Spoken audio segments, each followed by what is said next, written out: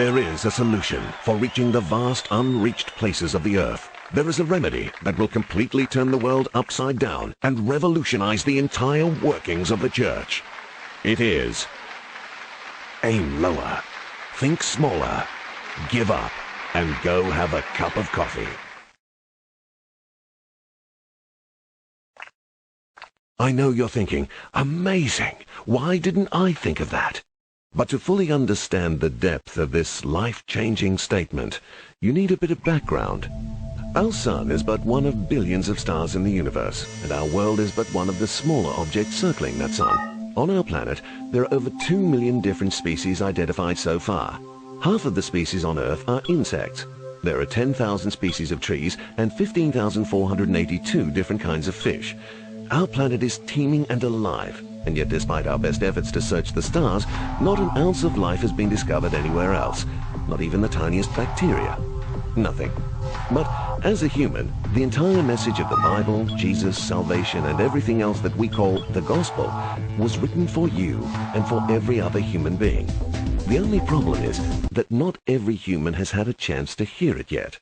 6 billion humans currently inhabit the planet and live there for a worldwide average of 67 years each. Of the entire population of Earth, about 1/3 have ready access to the gospel because of where they live. At the same time, a further third have never even heard the name of Jesus in any way that they could respond to. That gives us an average of 67 years to get to every single one of them, which would be easy if they all lived in your streets, but your language and went to the same baseball matches. To make matters more difficult, we actually have considerably less than 67 years to reach people. An extraordinary fact about humans is that the older they get, the more set in their ways they become. This means that if one believes and follows Jesus as a young human, they will likely do so until they die, and of course, afterwards as well. On the other hand, if a human does not hear about Jesus as a child, they will most likely never follow him. Right now, only 15% of global mission giving goes towards children, even though 60 to 80% of all responses to the gospel are made by children. If you formed every person on the earth into a very, very long line, 1 in every 3 would be a child under the age of 15. We will be more effective as we explore why Jesus said, "The kingdom belongs to such as these." Our first challenge in the Great Commission is to aim at a lower age.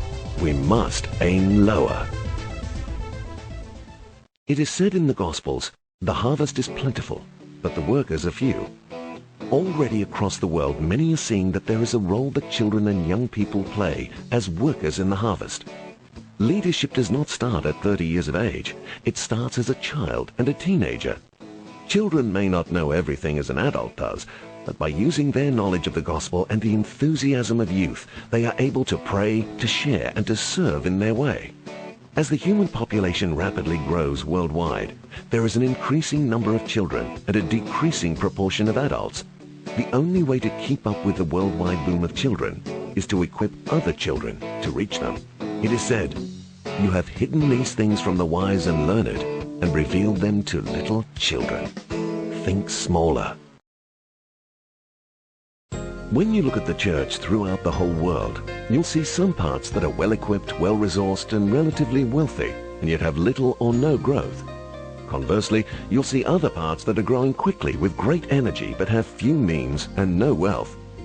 Together, as we seek to effectively evangelize, nurture, and equip children, we need to be willing to share resources more freely and give up the pride of building empires and organizations and to put kingdom building at the forefront.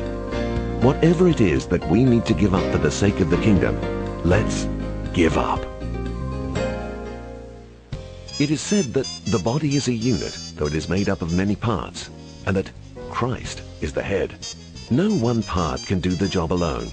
No one part has all the answers, the resources, the creativity, or the mandate to do it all. We are a body. When one part suffers, we all suffer.